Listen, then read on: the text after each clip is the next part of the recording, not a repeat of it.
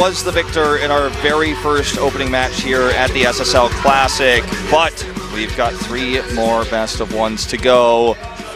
Really exciting first match here. If you're watching Brood War for the first time, you're probably like the only person in the stream who's doing so. But welcome, and I hope you enjoy it, because it's going to be 7 weeks of this kind of Brood War madness. Yeah, so while the season might be pretty long, the days themselves should actually probably be pretty short. We only have like 2-minute breaks there, and the first game is actually really fast. And while some of the games can actually draw out pretty long, usually it's more like TVTs. And up next we have a ZVZ, our only one the entire season, and those games can be very fast.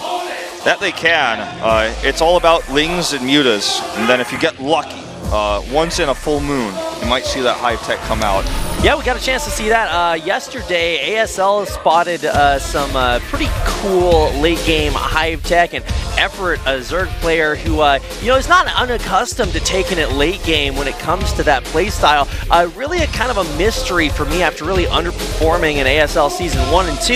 Yeah. He's finally made it into the next round, and this season of ASL is probably looking pretty good. herO has like a really sad story behind him. Of course, his mother passing away, having trouble in StarCraft 2 on CJ Entis, then, kind of struggling to find his way back into StarCraft 1 despite being a top Zerg, being the 2010 Korean Air Star League victor. And he has such high expectations for him. He's one of the big fan favorites. That's obviously why he's voted into this tournament. His skill is still absolutely top-notch. He's always been one of the best Zergs in recent times. But, as you said, his results as of late have been fairly weak.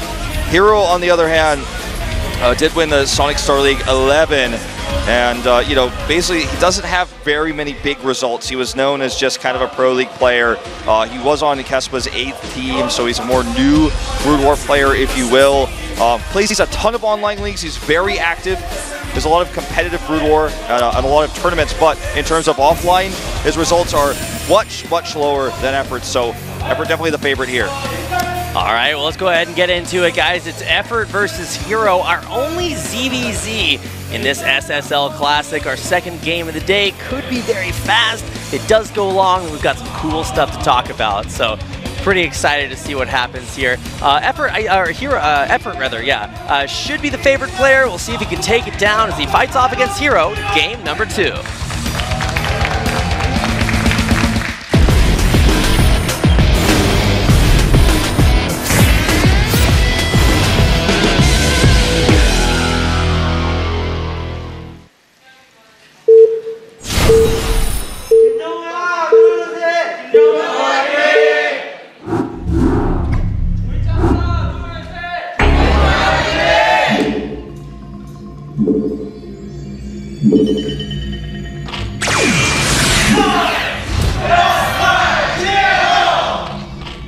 Okay.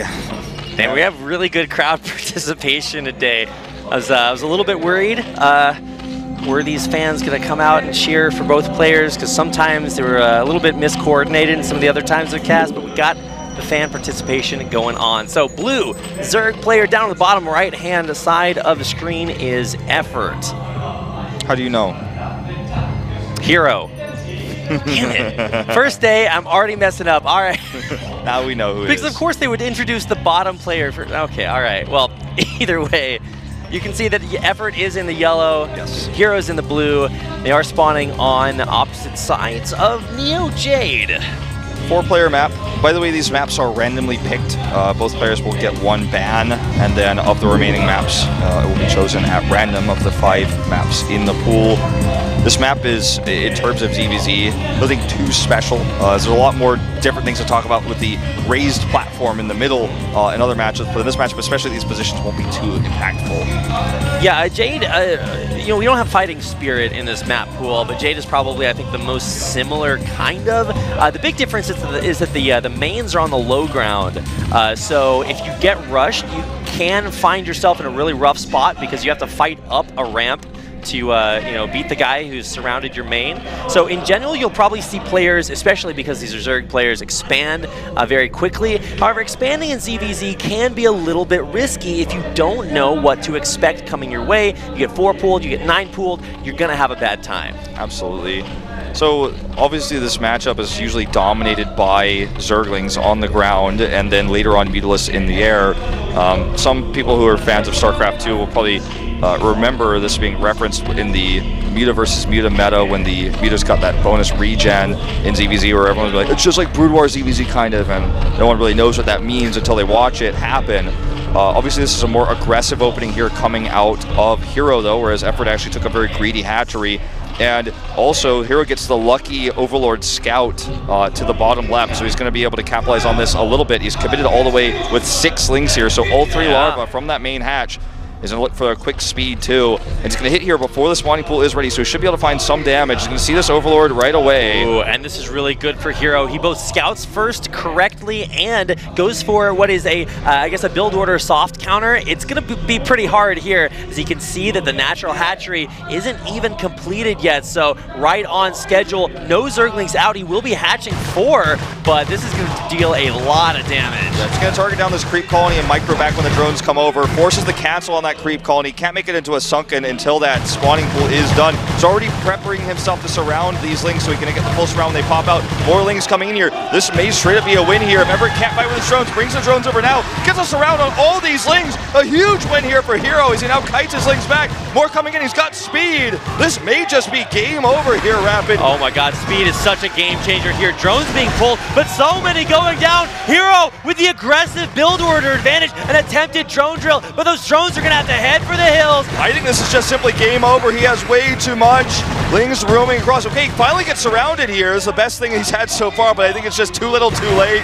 And that's GG. herO takes the game. Oh my god. In a few moments there. That's Zerg versus Zerg for you if you've never seen it before. Now, several things went wrong for Effort. He took a greedy opener on a 4-player map. Usually not this risky, but not only did herO go for the rush with the pool first and the speedling all in, but he also scouted first with his Overlord, got very lucky with the positioning of Effort's hatchery, his spawning location. He also blind sent the lings over, so they were already on the right path. Then the Overlord hit. He was already going the right way. Effort took a greedy opening. It was just everything went right there for herO. I wouldn't call this a cheese. Like you said, it was kind of a soft counter in terms of builds, but with all the scouting he had, it worked perfectly well for him there. So I'm going to put the W down on my sheet here for herO. That was, what, a 3-minute game or so? Yeah, I'm pretty sure like the commercial break was almost as long as the entire game itself. Now, that is our only ZVZ for this season, so I hope you guys savored the 3 minutes you had with that game. And Effort losing very early on, I mean,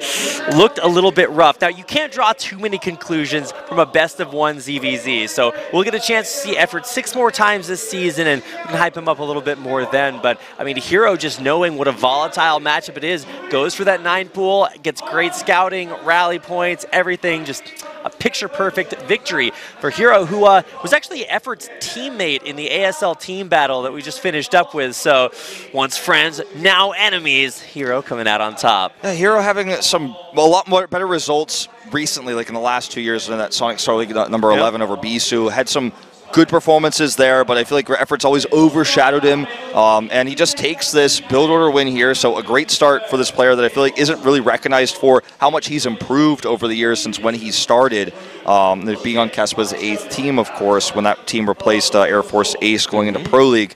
But look, I mean, these things do happen in Brood War. I know some of you watching for the first time are like, wait, is that just it? It's like, well, yeah, actually. Yeah, no, that's the entire game. So that's it. So we're halfway done with our night of matches now. We're going to come in, do like 30 minutes of casting, and then like peace out. So we do have 2 more matches coming up that should be a little bit longer. There's going to be Terran versus Protoss games, and those games can actually go the distance. Yeah, TVP and TVT usually go the longer ones. TVZ can go long depending on how it goes. Obviously, the first game got a little bit funky because of the rush that we saw there.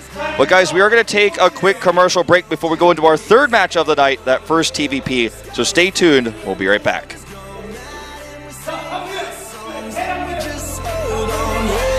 if you're running, stop running. One life, one chance, start living. Sing it louder just to let the world know. No, we're not nameless, we're not famous. faceless, we were born for greatness. We're not nameless, we're not faceless, we were born